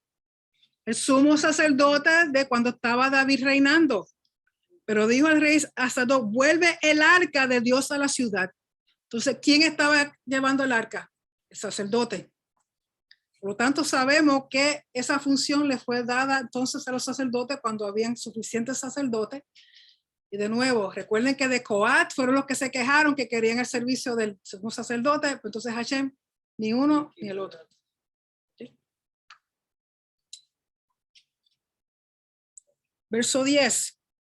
Porque esos muebles tienen que llevarse en el hombro. No pueden montarlo en una carreta. ¿Qué pasó cuando David montaron el arca en una carreta y iban camino a Jerusalén? El carrito se movió. Usías pensó que se iba a caer el arca, puso la mano y ya quedó. Verso 10. Y los príncipes trajeron ofrendas para la dedicación Hanukkah del altar el día en que fue ungido, ofreciendo los príncipes su ofrenda delante del altar. Y Hashem dijo a Moisés, ofrecerán su ofrenda a un príncipe un día y otro príncipe otro día para la dedicación del altar. Y usted va a decirle, pastor, ¿usted va a leer todo eso? Porque si lo leyeron, se dan cuenta que repite lo mismo 12 veces. Y usted va a decir, pastora, ¿por qué no dijeron mejor? Pues los 12 príncipes llevaron aquello y acabó. Porque cada príncipe, de nuevo, tiene su función, su rol y su propósito. Número 2, a pesar de que traen los mismos regalos, cada cual tenía una intención diferente al traer sus regalos. Por lo tanto, Hashem está mirando la intención de cada uno de ellos. ¿Okay? No voy a leer todo, pero sí voy a leer por lo menos las tribus. En el verso 12 dice, y el que ofreció su ofrenda el primer día fue Naasón, hijo de Aminadab, de la tribu de Judá. Verso 18. El segundo día ofreció Natanael, hijo de Tsuar, príncipe de Isaacar. Verso 24. El tercer día, Eliab, hijo de Elón, príncipe de los hijos de Zabulón. Verso 30. El cuarto día, Elisur, hijo de Sedeur, príncipe de los hijos de Rubén. Verso 36. El quinto día, Selumiel, hijo de Zurishadai, príncipe de los hijos de Simeón. Verso 42. El sexto día, Eliasaf, hijo de Deuel, príncipe de los hijos de Gad. Verso 48. El séptimo día, el príncipe de los hijos de Efraín, Elisama, hijo de Amiud. Es interesante que el séptimo día le toca a Efraín. Verso 54. El octavo día, el príncipe de los hijos de Manasés, Gamaliel, hijo de Pedasur. Si ustedes se dan cuenta aquí, a Efraín y Manasés lo cuentan. No dicen José, sino están separados. Por lo tanto, si usted incluye a Efraín y a Manasés, usted va a terminar con 13 tribus, no 12. ¿Sí? Porque recuerden que el número 13 tiene que ver con la gloria de Hashem. Verso 60. El noveno día, el príncipe de los hijos de Benjamín, Abidán, hijo de Gedeoni. Verso 66. El décimo día, el príncipe de los hijos de Dan, Ahieser, hijo de Amishadai. Verso 72. El undécimo día, el príncipe de los hijos de Aser, Pagiel, hijo de Ocrán. Verso 78. El duodécimo día, el príncipe de los hijos de Neftalí, Ahira, hijo de Enán. Verso 84 dice: esta fue la ofrenda que los príncipes de Israel ofrecieron para la dedicación del altar el día que fue ungido. 12 platos de plata, 12 jarros de plata, 12 cucharas de oro, cada plato de 130 ciclos y cada jarro de 70. Toda la plata de la vajilla, 2,400 ciclos al ciclo del santuario. Las 12 cucharas de oro llenas de incienso, de 10 ciclos cada cuchara, al ciclo del santuario. Todo el oro de las cucharas, 120 ciclos. Una cucharita nada más me conformo. Todos los bueyes para holocausto, 12 becerros, 12 los carneros, 12 los corderos de un año con su ofrenda y 12 los machos cabríos para purificación. Y todos los bueyes de la ofrenda de paz, 24 novillos, 60 los carneros, 60 los machos cabríos y 60 los corderos de un año. Esta fue la ofrenda para la dedicación del altar después que fue ungido. Tremendo barbecue, mi gente. Y cuando entraba Moisés en el tabernáculo de reunión para hablar con Elohim, oía la voz que le hablaba de encima del caporet, no es propiciatorio, caporet, que estaba sobre el arca del testimonio de entre los dos querubines y hablaba con él. Amén. Así que con eso se termina la porción. Cosas muy interesantes. Les recalco que vean de nuevo, lean por favor las porciones. Así es la única manera que uno va a hacer que esa palabra entre en nuestros corazones, que recordemos, que entendamos cosas que no entendíamos la vez pasada, porque ya 2 veces y ya por lo menos 2 cosas nuevas, lo de la bendición sacerdotal y lo del voto nazareato de Yeshua que no sabía. Así que vamos a tomar un momentito para preguntas. Déjame mute. 400 ciclos al ciclo. Al ciclo del santuario, hacer una medida específica conforme al santuario. ¿Dónde está todo ese oro? ¿Dónde está todo ese oro? No sé. No te sé decir. Okay. ¿Alguna pregunta aquí? ¿Ustedes tienen alguna pregunta? Díganme. Pablo se hizo el voto de Nazaret. Sí, Pablo en el libro no lo leí por la cuestión de ahorrar un poquito de tiempo, pero en Hechos 18, capítulo 18, verso 18, y en Hechos capítulo 21, verso 24, habla de que Pablo hizo el voto nazareo, y entre las cosas que hizo tuvo que pagarle, o sea, dar la ofrenda a 4 individuos más. Y si ustedes ven toda la ofrenda que tenía que traer, y lo hizo también para 4 otras personas, era mucho, bien costoso. Pero sí, Pablo hizo el voto nazareo.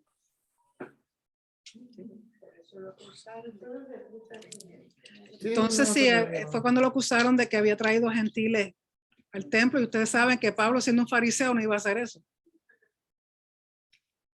En el templo había una puerta pequeña, hacia la parte derecha, que era donde salían los nazareos. Sí, en el templo, en la puerta Nicanor, al lado había una puerta más pequeña, al norte, y ahí eran donde hacían el voto nazareo, lo entregaban, y también lo de la sotá. ¿Alguna otra pregunta? Osvaldo. A ver si te puedo oír. Ok, no sé si se escucha. Sí. Ok, excelente. Shabbat Shalom, un Shalom. gusto, un placer. Una pregunta relacionada al adulterio. Esto que se menciona ahí de que el caso de que la mujer no quiera, desobedezca a su esposo, el esposo la consideraba como adúltera. Eso es una condición también de lo que Jesús dice, creo que en Mateo, como causal de divorcio, el adulterio, por supuesto, y la fornicación. ¿Puede ser? Por la única razón que era permitido divorciarse era por adulterio. Sí. ¿Qué razón? Recuerden que la fornicación está asociado con ritos de fertilidad con los templos paganos. O sea, ya ahí, a romper el pacto de matrimonio, era razón suficiente para un divorcio.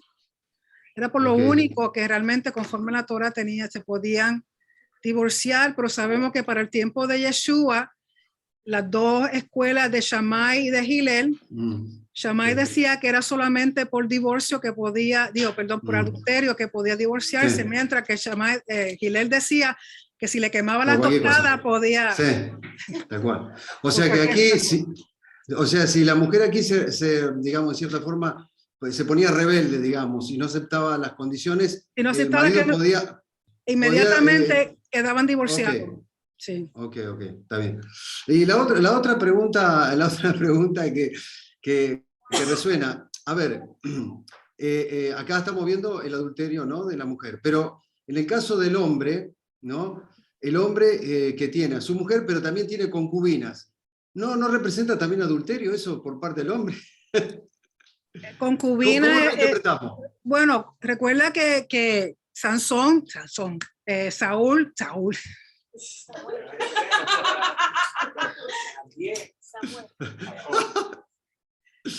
Salomón. Salomón tenía esposa y tenía concubina. Legalmente las concubinas era permitido, era algo legal. Cuando era adulterio era cuando era hecho todo a escondida. Está rompiendo un pacto de matrimonio o de ya eso es diferente. Entonces, o sea, así lo debemos interpretar. El adulterio, digamos, se hacía en forma escondida, no abiertamente cuando él tenía las condiciones que sabemos, ¿no? Pero si esa relación adúltera surgían testigos y eran llevados, exacto, entonces ya era otro cantar. Sí, bastante complicado, pero bueno, sí se entiende. Hoy día en Israel, como no hay para poder hacer la rito de sotá, es permitido que cualquier hombre que considere infidelidad de parte de su esposa divorcie automáticamente. Porque no hay para hacer el rito. Ok, y la última pregunta, con respecto al voto nazareo. O sea, lo mínimo era 30 días, pero se podía hacer un año, o sea, un año tener el cabello largo. Todo el tiempo que quisiera, siempre y cuando, vamos a suponer, una persona, un levita que quiera hacer un voto nazareo, aunque tuviese su pelo largo, al servir en el templo tenía que recogerse. Claro. No podía tener su pelo suelto, tenía que recogerse el pelo, el cabello, ya sea que lo pusiera dentro de su turbante. Para no caer en el tema de homosexualidad, como se decía en ese tiempo, ¿no? Sí, pero Que para el se lo templo, recogía. para el servicio Sí. en el templo, Hashem exigía el pelo recogido o corto. Ok. Era parte Pero de los sí, requisitos. pero en el voto nazareo, o sea, se lo recogía el pelo. Se lo recogía. Como Tienen que hoy muchos tienen el pelo y se lo ponen. Exacto. Si se hacían, Ok. tenían que Ahora sí. recogerse, no podían tenerlo Bien. colgando sobre su ropa. Exacto. Listo. Ok. Amén. Gracias. Ok, a la orden. Yana, Sí, por lo que estaba preguntando. So, a la mujer se apedreaba cuando la encontraban en el acto. a la mujer y al varón que era encontrado en el acto, no en el acto, sino tenían que llevarse a juicio con testigos. Si salía, o sea, si se declaraban culpables, entonces eran apedreados él y ella, no solamente ella. Okay. So, en este caso, cuando estaba haciendo esa cosa, no. En este caso no se está haciendo, porque si ella salía culpable, Hashem hacía el juicio con ella y con él. Pero si ella salía inocente, no sucedía nada. Y esto es diferente porque el esposo la trae a ella, al sacerdote. So, no es testigo. Supuestamente no hay testigo, porque si él hace el rito de sota es porque no hay testigo, él no tiene testigo seguridad de que ella sí cometió adulterio, entonces la trae a Hashem para que Hashem le diga si sí o si no.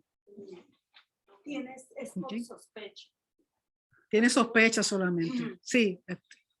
Pastora, la vaca roja era para pecados morales o cómo es que se La impureza moral o moral, impureza ritual. Impureza. La ceniza de la vaca roja mezclada con agua era solamente para impureza ritual causada por muerte, un cadáver, contaminación por muerte. Impureza moral no había, Eres Yeshua. o sea que Sí. impureza moral era y porque impureza moral, adulterio, idolatría, todas esas cosas eran castigadas con muerte. Y para aquel entonces la mayor parte de las veces era apedrear a la persona. Y para ustedes que han ido a Israel, saben que hay piedra por todos lados. Okay. Sí, Iván o Evelyn.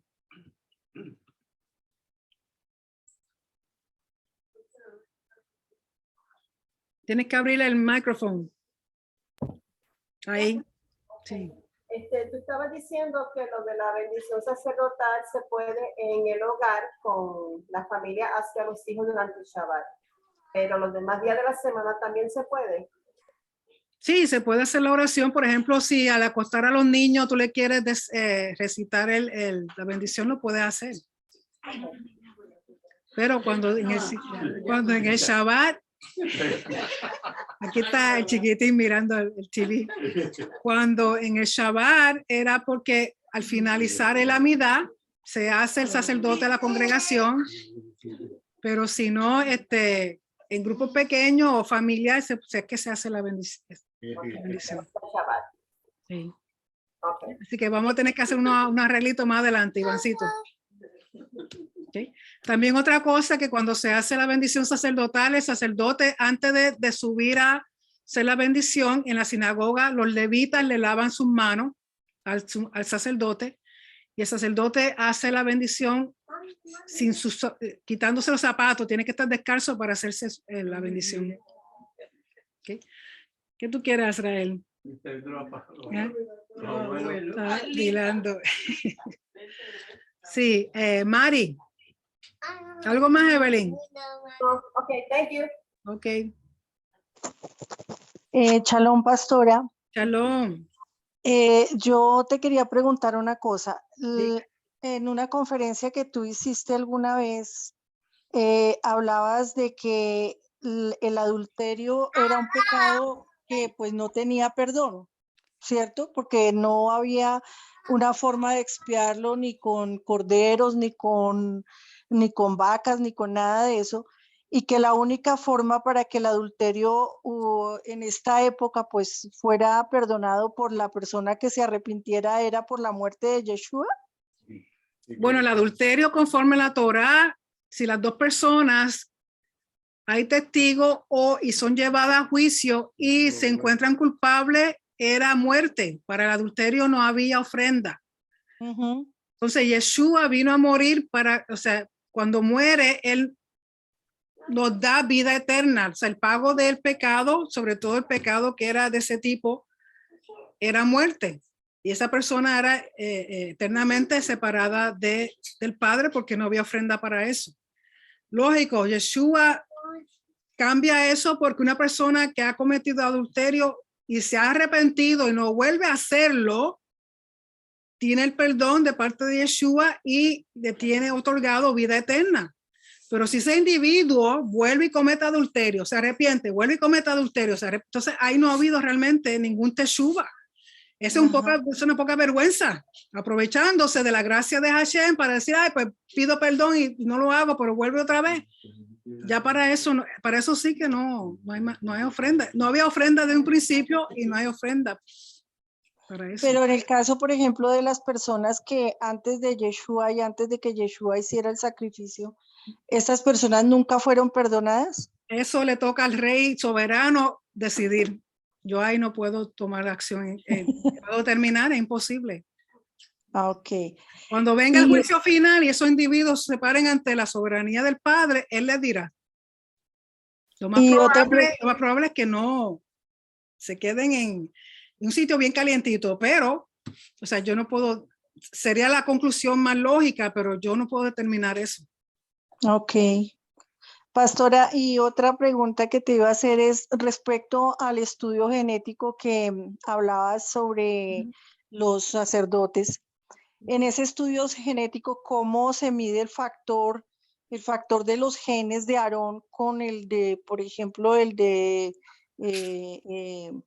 hermano Rico Cortés, que por ejemplo fue comprobado que era del sacerdocio arónico? Uh-huh. O sea, ¿de dónde sacan el factor genético de Aarón? Saquen el factor genético de Aarón en que Hashem puso un marcador específico a los descendientes de Aarón. En el cromosoma Y, que el cromosoma Y es lo que hace al varón. ¿Sí? Sí. La mujer tiene XX y el varón es XY. En el gen Y, que es bien pequeñito, ahí Hashem puso un marcador genético específicamente solamente para Aarón y sus descendientes. Y eso es lo que han identificado y eso es lo que buscan. ¿Y cuál es el factor? ¿Cómo es el marcador? Mi amor, eso es un revolú de marcadores. Ellos, conforme a, déjame ver si lo tengo aquí, es un marcador específico que ellos determinan como el haplotipo J. Tiene una serie de marcadores dentro de eso, pero comienza primeramente con lo que llaman haplotipo J. Y de ahí en adelante otros marcadores dentro de ese grupo específico. Es déjame ver si lo tengo aquí. En el cromosoma Y es la J1M267. J1M267. Si alguna persona se va a hacer algún ADN para ver si tiene el gen del Kohanim, tiene que especificarlo a sí mismo. Dice, estoy interesado en la genética del Cohen, del Kohanim. Y lo primero es, si cae dentro de lo que llaman el grupo J, dentro de ese grupo J hay otros marcadores y tiene que estar dentro de esos marcadores. Pero eso solo sería para el varón. Solamente para el varón, porque el varón es el único que tiene cromosoma Y. Sí, ok. La mujer no. Sí. Pero sí, vamos a suponer que su papá o alguien, un hermano se lo hace, pues entonces usted sería parte de Cohen, pero no puede ejercer como Cohen. Usted simplemente sería es de la familia de Cohen, o sea, de los Kohanim, pero usted no puede ejercer ningún oficio como Kohanim. Ok, bueno, pastora, Sí, muchas pero gracias. sí hay mujeres que son Cohen en el sentido de que son parte de la familia, porque Aarón tuvo nietas y tuvo nietos, o sea, no solamente varones, pero en términos de oficiar, solamente el varón Cohen. Bueno, pastora, gracias. Shalom. Shalom. Que cómo descubrieron eso debido a la necesidad de identificar los Kohanim para el templo que se va a levantar. Recuerda que el judío es muy brillante y es genética. El que sabe genética, pues sabe buscar todas esas cosas. Y lógico, tienen que estar mirando sangre de miles y miles de varones y van a ver un marcador específico dentro de un grupo específico de esas personas. Y así identificaron el gen. Como hoy día han identificado los genes que causan ciertos síndromes, hay ciertas cosas que son genéticamente causadas, pues entonces saben, buscan y hasta que logran identificar el gen. Lo mismo hicieron con porque primero que nada lo dice la Biblia, Aarón y sus descendientes. ¿Cómo tú vas a saber que son descendientes de Aarón? Hello, Hashem puso un marcador y solamente específicamente en ellos. Y eso es per seculum seculorum, genética. Eso no va a cambiar. ¿Cómo puede conseguir la prueba para hacerse? Para hacerse la prueba puede ir a diferentes grupos comerciantes. Hoy día está Ancestry.com, está Family Tree, DNA. Si usted, y no son caros dependiendo, puede costar desde $40 a $100. Pero usted tiene que, cuando pide el kit, porque si lo piden sin decir nada, le va a buscar más bien si eres Ashkenazi, si eres de Etiopía, si eres de África, si eres de Puerto Rico, se te va a decir esa composición genética. Tienes que especificar todo interesado en el gen Cohen gene. Como el apellido fue. Sí, con el apellido.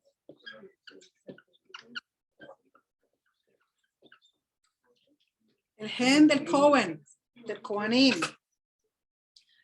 Sobre todo Family Tree o Ancestry.com, ustedes tienen que especificarlo. Y es fácil, dependiendo del tipo de muestra que le envíen, puede ser o con saliva o pasándose un swab por dentro de la boca y se lo ponen en un líquido especial y lo envía. Lógico, todo es online, tiene que hacerlo online porque tu kit, lo que ellos te envíen, va a tener un número específico. En base a ese número que ellos te van a identificar a ti y los resultados te los van a enviar a tu correo electrónico. ¿Okay? Al principio un poquito deslumbrante porque te envían tanta información de muchas cosas, pero lo que te tiene que especificar es que caiga dentro del grupo que empieza con la J. Una vez está dentro de la J, tiene que ver si los demás números compaginan, entonces tiene el gen.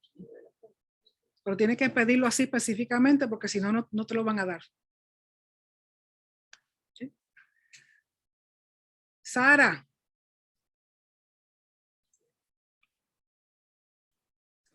Comentario, hermana. Dios les bendiga a todos. Bendiga, shalom. Dime, amor. Yo digo que hoy en día hubiera muchos muertos, ¿verdad que sí? Muchacha, chorrete. Medio mundo. Pues, la gente pues ha convertido aquí a fornication y olvídese, ni se arrepienten a ese. No, Hermana, qué barbaridad. Si lo mejor hermana, es tener una casa fúnebre, porque nunca te van a faltar clientes. Oh, sí. Se recuerda, la Biblia habla de que Cristo, pues escogieron esa señora en adulterio y todo el mundo la iba a apedrear. Pero ¿por qué no cogieron el hombre y lo pusieron ahí también? Porque ahí es el apunto. Toda la gente, no, pero él he prefers men porque él no le hizo lo mismo al hombre, ¿por qué nada más la mujer? Porque el propósito era buscar falta en Yeshua. El propósito no era juzgarla a ella. Era para hacerle trampa a Yeshua, para mostrar que él no era el Mesías. O sea, no tiene nada que ver, porque primeramente se sabía que lo hicieron con mala intención porque no lo trajeron a él. La Torá dice que tienen que traerlo a él y a ella. Número 2, tienen que hacer el juicio en el Sanedrín y solamente el Sanedrín los puede acusar y una vez son acusados, entonces los mataba. Ajá. Sí. Ellos lo hicieron primero lo hicieron a propósito para tratar de ver mostrar que Yeshua no era el Mesías. Pero como él lo sabe todo, entonces se dobló y escribió todo aquello. Exacto. ustedes no son santos. Tú Exacto. sabes, todo el mundo le da pena con la mujer porque dice, ¿y a dónde está el hombre? Acá they didn't kill", Exacto. porque no saben, ni estudian, ni buscan el porqué de que ella nada más la trajeron. Dios tenía un propósito. Todo lo que hace el Señor Seguro. tiene un propósito. No hace nada por hacerlo, sino que Así tiene un es. propósito. Así Pero yo dije esto porque yo sé que a mí me han preguntado muchas hermanas, pero tú sabes, si Dios es justo para todo el mundo, ¿por qué entonces solamente la mujer vino? Pero y entonces ahí te muestran que no saben del Sanedrín Sí. y no saben lo que dice la Torah con respecto a eso, porque tenían que Oh, traerlo a los dos, llevarlo a Sanedrín, traer los testigos, acusarlo y encontrarlo culpable. sí, pero eso no se enseña en la iglesia del otro lado. No, mira, el otro campamento está medio perdido, ¿no? Ok, pues gracias, hermana. Dios Sí, mi le amor, bendiga a todos. te bendiga. Amén. ¿Alguien más que tenga alguna pregunta, comentario? Sí, dígame. Lo que dijo el agua santa, el agua sagrada, pero es la misma agua donde se lavaban los pies, las manos. Lo que habla del agua santa no era la misma agua que usaron para lavarse los pies, pero sino del sitio que sacaban el agua. El Kior, el lavacro. Había agua ahí para que los sacerdotes se lavaran sus pies y sus manos. No fue que usaron el agua sucia de los pies, de las manos para darle el agua a ella, sino que usaron, ¿por qué le llaman agua santa? Porque está dentro del área del templo, o sea, de la parte más sagrada. Por eso le dicen santa, porque es agua dentro del espacio sagrado de Hashem. Pero no fue el agua con que se lavaron los pies, no. Sino el agua que se sacaba, el Kior. Sí, Jana. ¿Dónde estaba Moisés al final de la parasha? Que dice que él entró y estaba hablando con Hashem. Porque yo sé que él escuchaba la voz de Hashem que hablaba desde los querubines, pero yo sé que él estaba. No, él no está dentro. Recuerda que al principio, en lo que construían el tabernáculo, la tienda de él lo usaban como un lugar para comunicarse con Hashem. Una vez, lo que te quiere decir es que cuando Hashem hablaba, está hablando de donde está el arca, pero Moisés lo está oyendo desde afuera. O sea, Moisés se iba al frente de la cortina, pero no podría entrar, ya él no podía entrar al lugar santísimo ni al lugar santo porque eso le correspondía ahora a los sacerdotes. Pero donde él estaba parado, él podía escuchar la voz. Lo que te está diciendo es que cuando Hashem hablaba, de donde está hablando es donde estaba el arca, los querubines. Sí, porque Moisés ya después que él unge a Aarón y a los hijos, ya no puede ejercer la función de sacerdote. Él tiene que dejar a su hermano y su sobrino hacer las funciones. Entonces de ahí no se escucha ya, porque no lo mencionan. Mm. De ahí esas cosas no se escuchan. Bueno, lo que dice que Moisés oía, ¿cómo oía? No sé, si oía, puede ser que la gente lo que oía eran truenos, relámpagos, o sea, oían truenos, ruido, pero Moisés lo entendía como la palabra. Es como el hablar en lengua cuando están las personas en Shavuot, en el templo, que están hablando diferentes lenguajes, ellos mismos no entienden lo que están diciendo, pero los que están ahí entienden. O sea, Moisés era sensible a lo que hablaba Hashem, las demás personas. Es como me parece uno del evangelio dice que cuando el padre empieza a hablar y dice, aquí mi hijo amado, unas personas lo que oyeron fueron un trueno. Así que cuando esté tronando, ponga bien su oído por si acaso es Hashem hablándote. Y a mí me encanta cuando llueve y truena, lógico, no muy fuerte, pero porque los truenos representan la voz de Hashem, al igual que el shofar representa la voz de Hashem. No se sorprenda que un día de esto usted oiga algo y diga, adiós, el trueno, ¿no? Okay. ¿Alguna otra pregunta, comentario? Sí, yo, pastora, shalom, buenas Sí, noches. sí, Felia. Al respecto de, por ejemplo, eso del adulterio de la mujer, por ejemplo, cuando un hombre pues se encontraba como cuando pasó con Joseph, el esposo del prometido de María, de Miriam, la madre de Yeshua. Él sospechó, ¿verdad?, de que ella había adulterado, entonces le iba a dar carta de divorcio secreta como para no exponerla a ese procedimiento, ¿verdad? Entonces se valía que un hombre ocultara, o sea, el adulterio de su esposa por compasión y le diera una carta de divorcio, a lo mejor poniendo otro pretexto, ¿no? No, pues, no cocina bien, se le quema la comida, para no exponerla a ese... ¿Y qué pasaba con la mujer si el hombre la perdonaba y no era sometida a ese juicio?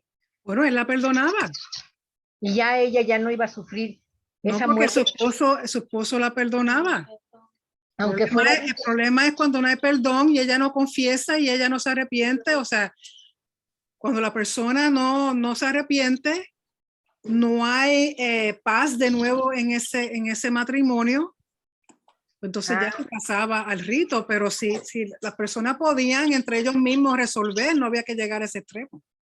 Ajá, aunque el esposo ya no quisiera seguir la vida con ella, no importaba. Eso era o sea, si él no quería llevarla a hacer el rito, la perdonaba, pero cada cual seguía su rumbo. Eso fue decisión de ellos. Se separaban y tenía entonces que divorciarse. Si él no quería estar con ella, pues entonces tenía que darle carta de divorcio. Y la razón era por adulterio. O sea, aquí el rito es cuando él simplemente sospecha y no está seguro. Simplemente la sospecha. Porque quizá le advirtió a su esposa, ella no hizo caso o la ven entrar a un sitio y da la mala pata que está el ex amigo ahí, pero realmente no pasó nada, pero él tiene la sospecha, tiene los celos. No hay peor cosa que una persona con celo porque te ciega, no ves la verdad. Entonces él eso lo come. Entonces él va a sacerdote, mira, mijo, hazme esto porque ya yo no puedo más. Estoy volviéndome loco, no sé si ella me fue infiel o no. Sí, pero si es inocente ella, yo creo que él merecía un tirón de orejas. No, si ella sale inocente y él la lleva a través de esa humillación y, bueno, no dice que a él no le pasaba nada, pero que pasaba en la casa, yo no sé, quizá ella le tiraba con los trastes, lo tiraba con la... Lo tiraba con lo de amasar el pan. O sea, después que ellos llegaban a la casa, sabrá Dios lo que ella le hacía a él. Porque no hay necesidad de que la Torá te dé un castigo para él porque era una sospecha verdadera. Entonces, eso lo saca de duda él. Ella sale inocente. Como dije, ahí no dice nada, pero quizá en la casa ella venía y le caía encima. Mira, sinvergüenza, ¿por qué me hiciste pasar? Pero castigo, no se merece castigo. Su sospecha era válida. ¿Y la esposa podía hacer lo mismo? No. La esposa no podía hacer lo mismo porque esto era, recuerda que para ese tiempo quien llevaba todo el liderato, toda la responsabilidad era el varón en la casa. Si él estaba cometiendo adulterio, se sabía, entonces él tenía que ser llevado a juicio con la persona que él estaba cometiendo adulterio. Pero de nuevo, tienen que haber testigos y eso se lleva a juicio. Y si salen culpables, entonces era apedrearlo. Recuerden que nada oculto se queda oculto, todo sale a la luz. Si él estaba cometiendo adulterio, él no era llevado a este rito, porque este rito, la Torá específicamente dice que es para la mujer.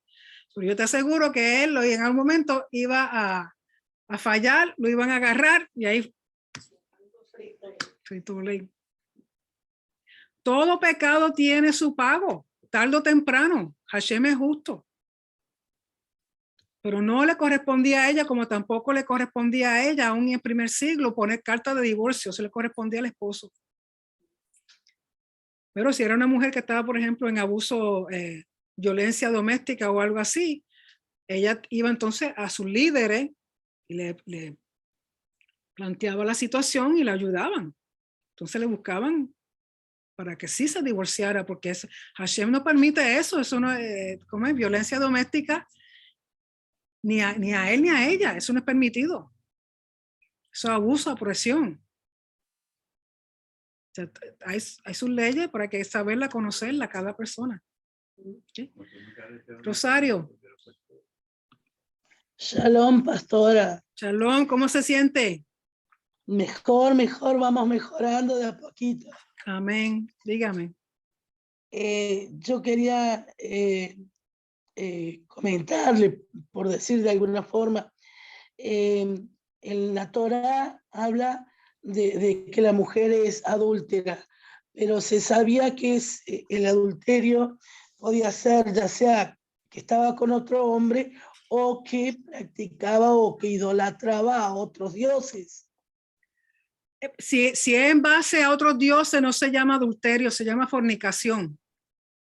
Son dos palabras que hoy día lo usan intercambiable, pero son dos cosas diferentes conforme a la Torá. Adulterio es personas casadas que tienen relaciones fuera del matrimonio con otro individuo.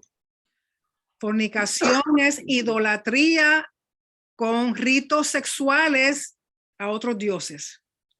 Lógico. Y cuando le presentan a la mujer, a Yeshua, y no le presentan un varón, le presentan la mujer nada más.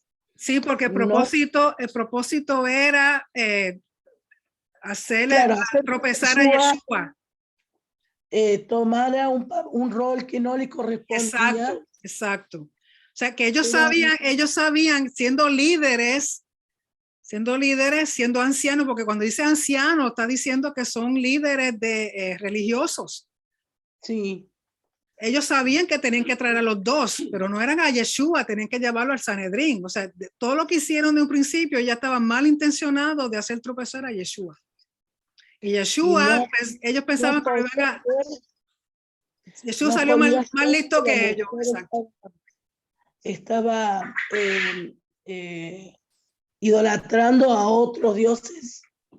No, ella fue tomada en adulterio, no fornicación. Ajá. Recuerden que son dos términos diferentes y la Biblia dice que ella fue hallada en cometiendo adulterio. Bien. ¿Ok? No fornicación. Ahí está. Ok. Ahora sí. Gracias. ¿Alguien más? ¿Usted tenía alguna pregunta, señor Frank? No. ¿Comentario? No. ¿Alguien más? Me hace falta Franklin. Franklin no está. Sí, ¿quién más tiene?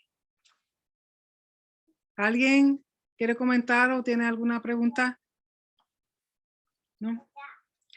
Ok, jóvenes, pues entonces recuerden, estudien las porciones, estudien los estudios con Rico, con el Moré Rico, los mandamientos, es bien importante porque eso nos ayuda a entender mejor lo que estamos estudiando y leyendo. Hay recursos de todos colores para todas las personas. Así que muchas gracias. Saludos a todos. Bendiciones. Que tengan un feliz Shabbat. Y nos vemos la próxima vez si el Señor lo permite. Amén. Shabbat shalom. Shabbat shalom. Shalom.